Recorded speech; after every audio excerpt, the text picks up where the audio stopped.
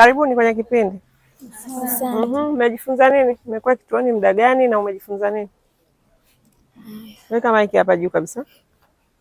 Mimi kwa sasa hivi kituoni niko na zaidi ya wiki 2. Kipindi chote tuko hapa tunaendelea kujifunza majukumu yetu ya malezi, mapishi na usafi. Hapo sasa inategemea, ukianza na usafi tunaendelea kujifunza usafi wa kila siku unakuaje, usafi wa wiki ufanye nini, wa mwezi vifaa gani utumie vya usafi vya kisasa na vingine vya kawaida.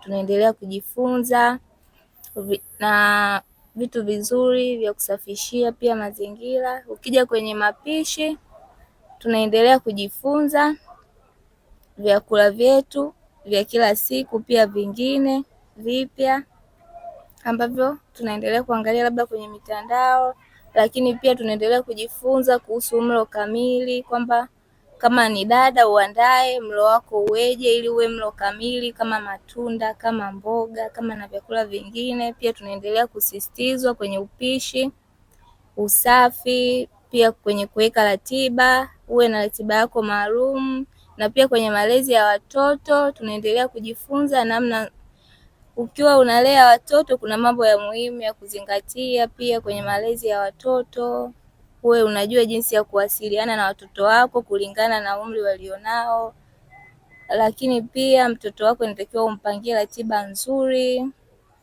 ukiwa eneo la kazi pale utakapoenda kufanya, lakini pia hapo kwa watoto ukiendelea kuwa nao, kama kuna baadhi ya vitu vidogo vidogo unaendelea kuwafundisha wanafanya vizuri, unaendelea kumsifia, unaambia hiki mmefanya vizuri, hiki jitahidi. Weka maiki yako karibu. Hiki jitahidi.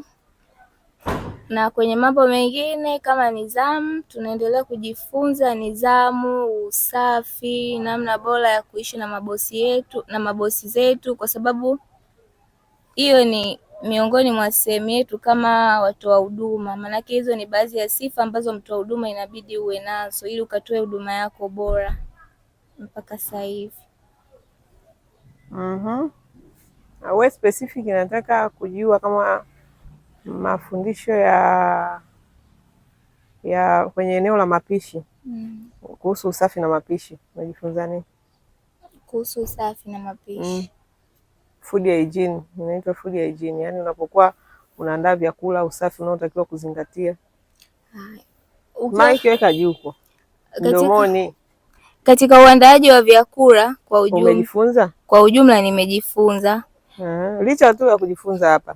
Kwanza wewe background yako umesoma career gani? Afya. Umesoma afya? Kwa hiyo wewe unaitwaje?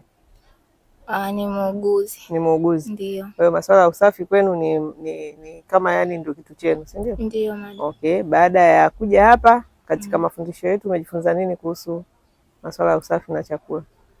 Nimeendelea kujifunza zaidi utaalamu wa pia katika mambo ya huko uzalishaji wa chakula. Mfano kama unataka kumwandalia mtu labda matunda au baadhi ya vyakula, kwa sisi hata nyanya, ukiamua kitunguu, naweza nikaamua tu lazima nivae gloves mara zote ninapokuwa naandaa hivyo vitu. Una wiki 2 kituoni, leo ulikuwa unaniandalia juice ambayo hujavaa gloves. Kwa hiyo hapo ndio ulikuwa unafanya nini sasa? Maana yani nataka muone utofauti wa kujieleza maneno mengi. Maana kila mtu atashika mic atasema nimejifunza jinsi ya kuishi na mabosi zetu, jinsi ya kufanya usafi wa kila siku, wa kila wiki, lakini utekelezaji. Yani nataka vile vitu tu ambavyo mmeshajifunza lakini wewe mwenyewe kujifanyia kazi ukifanyia, na ndio kwanza uko kituoni. Na unasema una wiki 2. Ulikuwa unanikamulia juisi ya machungwa pale, hujavaa gloves. Una wiki 2 na watu wote waliopita pale jikoni unaona wakiwa wanaandaa wanavaa gloves. Sasa hiyo nataka nijue why. Kwa nini ufanyii kazi kile ambacho umejifunza? Kwa sababu issue sio kujua. Watu wengi unaowaona huku wanaohangaika na umaskini sio kwamba hawajui. Wanajua vitu vingi sana, ila ni kwa sababu hawataki kufanyia kazi vile wanavyovijua. Na hicho ni kimekubamba nacho leo. Kwamba wewe kwanza ni mtu wa afya, umesoma masuala ya afya. Kwa hiyo masuala ya usafi kwako unajua kabisa, yani watu wengi waliosoma kozi yako ni wasafi vibaya mno. Lakini pia tumewaelekeza hapa kwamba kama unataka kulipwa tofauti lazima uwe tofauti. Sasa kitu kama hicho tu kuvaa gloves unapokuwa unafanya unaandaa vyakula, especially vitu kama juice ambavyo yani mtu anakunywa moja kwa moja, si ndio? Bora hata nyanya kama unaziweka tena jikoni zitapikwa, lakini unasaga juice au unakamua juice, yani tena hiyo ya chungwa ya kukamua kabisa, unakamua na mikono yako ambayo hujavaa gloves. Alafu hapo ndo nataka tukupeleke kwenye kazi ambayo tena sio level ya kawaida. Wewe ndio nimesikia unasema kama ni traditional unaondoka. Nishapata habari zako. Sasa una usmart gani kama umeshindwa kuvaa gloves, ndugu wangu?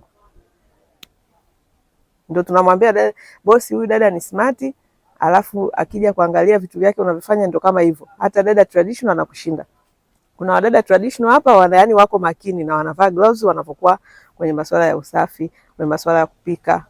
Wewe sasa kisa una diploma. Unajua niwaambia watu ukiwa na cheti ambacho huwezi kukitumia katika kazi yako yote unayofanya, hicho cheti ni takataka. Nilisema kabisa hivyo na nasema hivyo, na huo ndio msimamo wangu. Una cheti si haijalishi ni degree, si ngazi yako ni ya degree, diploma. Sawa, lakini sasa kama hicho cheti huwezi kutransfer zile knowledge uzopata kule ukaizifanya mtu akajua kabisa huyu dada anafanya kazi lakini sio level ya, yani sio dada wa kawaida.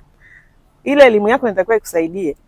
Sasa tena kwenye issue ya usafi, wewe ndio wa kutufundisha usafi humu ndani au sisi ndio wa kukufundisha wewe usafi? Nataka unijibu kwa nini ufanyii kazi unayojua tulioelekeza, kwa nini hamyafanyii kazi?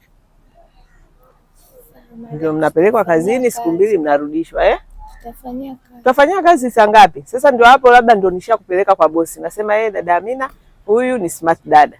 Kwa nini? Kwa sababu una diploma. Si ndio? Hapana. Hizi kazi sio kwa ulipo kwa sababu una diploma. Unalipwa kwa sababu ya thamani unayoileta pale kazini. Kila unachokifanya unakifanya kitofauti. Lakini ukiendelea kufanya kama dada wa mtaani, kuna tofauti gani? Sisi hapa kwetu kuna tofauti kubwa, mnalipwa hela lakini msikikimbilie hela tu. Hizi hela zinapatikana kwa sababu ya utofauti wetu. Na utofauti ni kwenye vitu vidogo vidogo. Si mnanielewa Ndiyo. Umejifunza nini kuwa hapa? Umekaa muda gani? Nakaribia kumaliza wiki. Wiki? Wiki tu? Moja? Unaona kama uko muda mrefu. Ni wiki moja? Okay. Nimejifunza mambo mengi, kuna malezi, kuna usafi, kuna mapishi. Katika mapishi nimejifunza mapishi mbalimbali. Kuna kuandaa vitafunwa asubuhi vya chai, kuna kupika vyakula vya mchana, kuna kupika chakula cha jioni. Kwa mapishi yako aina mbalimbali, itategemea na bosi wako atakuwa ana ratiba gani ya mapishi. Kwa hiyo itabidi ufuate kama alivyokuandikia bosi ratiba yako ya mapishi. Na katika malezi ya watoto inatakiwa ujue jinsi ya kumlea mtoto. Watoto wanatofautiana katika malezi. Utakapofika pale kwa bosi lazima utapewa utaratibu kwamba labda mimi na huyu nataka awe hivi, unataka awe hivi, unataka awe hivi. Kwa hiyo lazima ufuate muongozo wa bosi wako anavyotaka.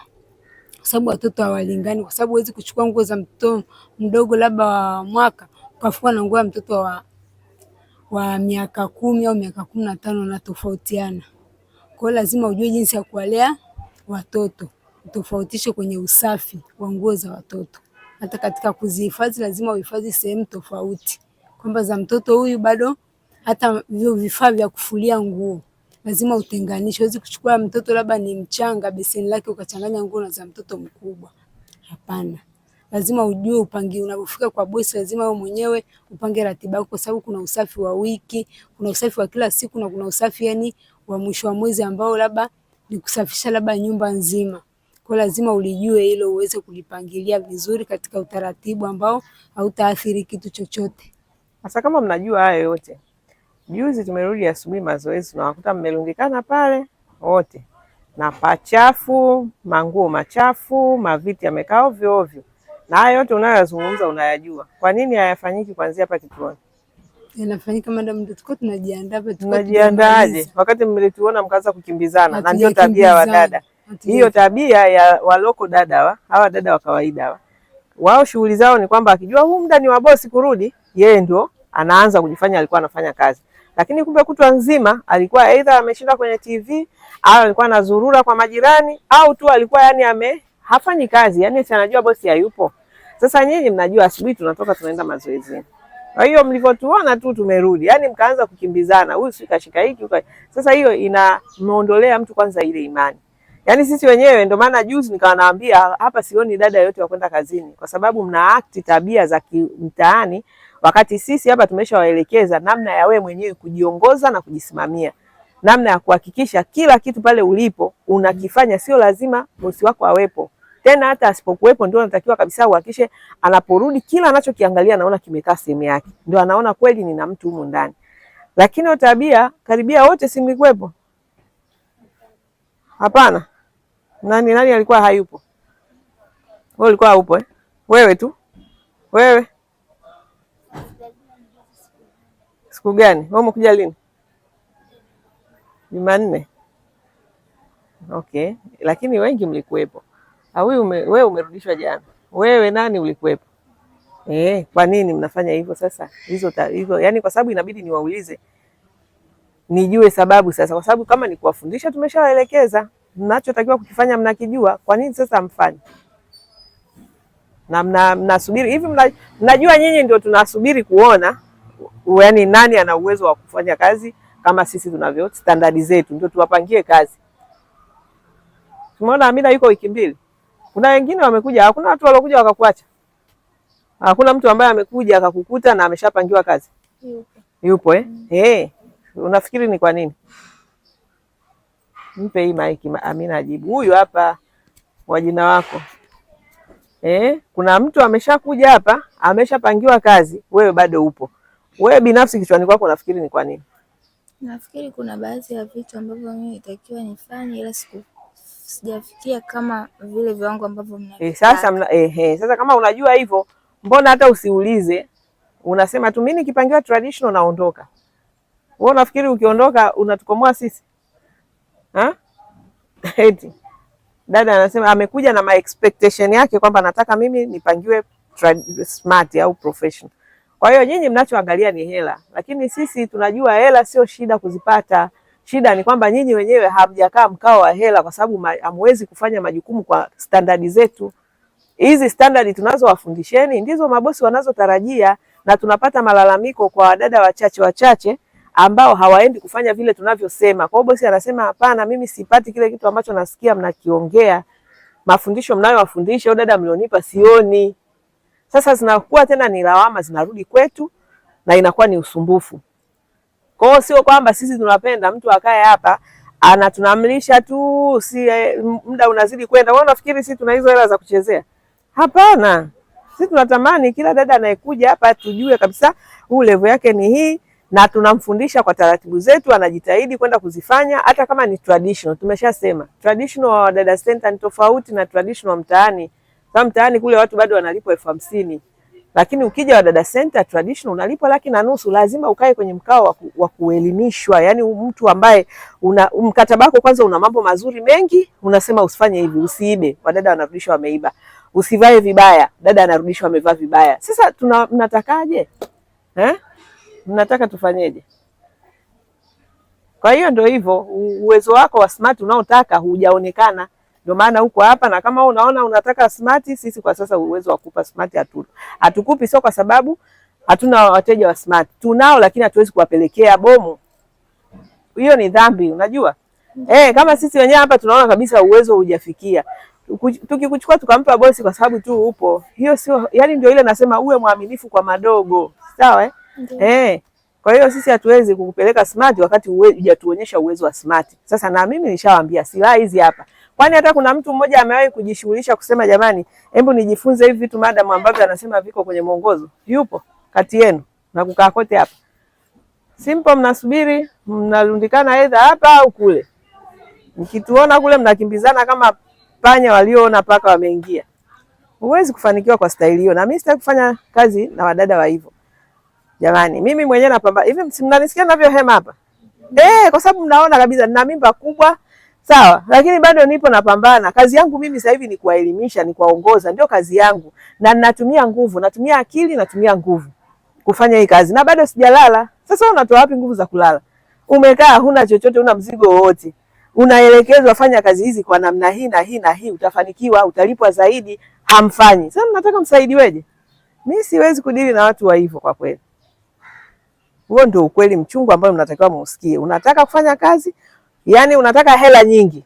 Huku kwetu kuna hela nyingi. Kwa sekta ya kazi za nyumbani kwetu kuna hela.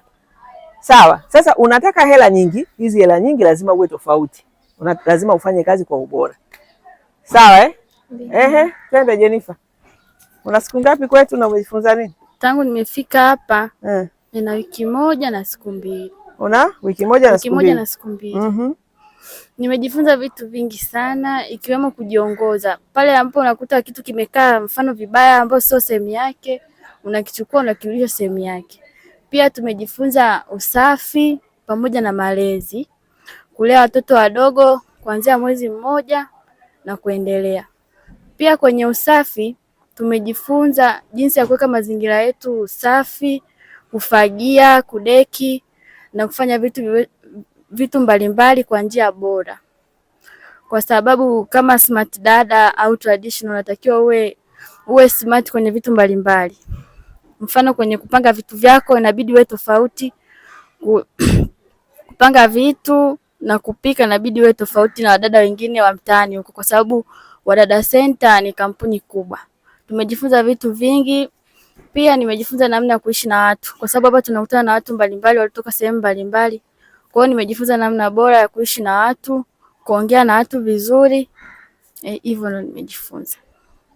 Naomba hiyo mic yako ihamie huko. Wewe sijakufuatilia sana kwa karibu. Wewe umerudishwa, tushaongea kule.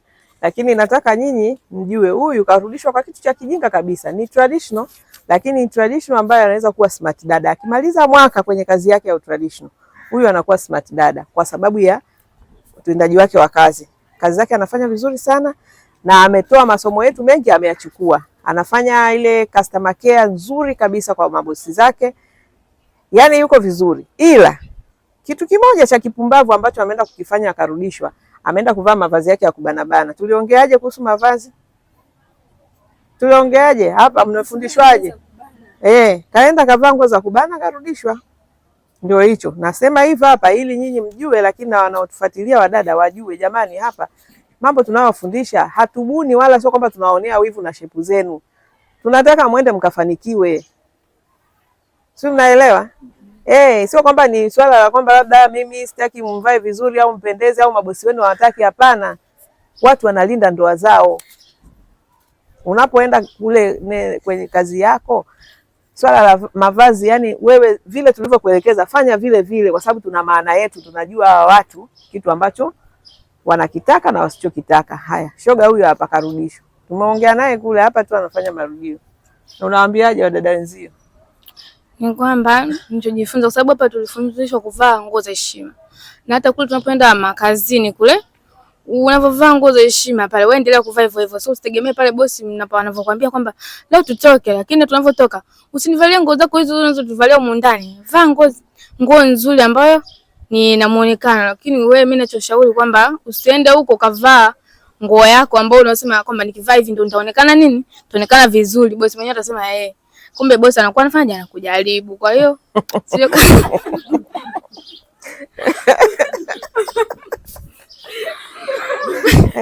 ndio hivyo. Kwa hiyo usifanye hivyo. Inabidi wewe uendeleze na mambo ambayo tumefundishwa hapa kwamba bidii stili, sababu wenyewe wanakuwa wanajua mabosi wanataka nini, hawataki nini. Kwa lakini ukifika kule ukaona kusema bwana kule nilivyofundishwa, mbona huko bosi anaona kama ananiambia bwana vaa hivi ndio mtindo wa kisasa. Ndio maisha ya sasa. Kategwa kaingia kwa 18. Hiyo hapa kabisa. Unavaa. Wewe unajiachia. Unaacha hata yale masomo ambayo umefundishwa huku. Kama wenzako wanakuwa na nia nzuri, wamekwambia kabisa kwamba unavyoenda kwa mabosi huko, angalau na nini usijiachie sana, vaa nguo zako za heshima. Shauri yako. Tena wewe ndio utaenda kupewa pombe utakavyozidiga. Yaani ndio utarudishwa hapa asubuhi kweupe. Alfajiri kabla hatujaamka. Maana wewe unaonekana wewe cha pombe wewe. Sasa ukienda tu bosi wako anambia kunywa tu kidogo. Yaani usisubutu. Hata kama ndio una rosto ya vipi. Wewe ushaamua huku kuja kufanya kazi, ndugu yangu, fanya kwanza kazi. Umeelewa? Ukimaliza ukishapata hela yako ukaenda kuanzisha biashara yako, utazikuta tu zinakuja kila siku, na siku hizi na feki zipo zitawamaliza na nani? Zaua na nini zinaitwa? Tumboni huko pombe zinaua ni vitu gani? Maini. Ni maini.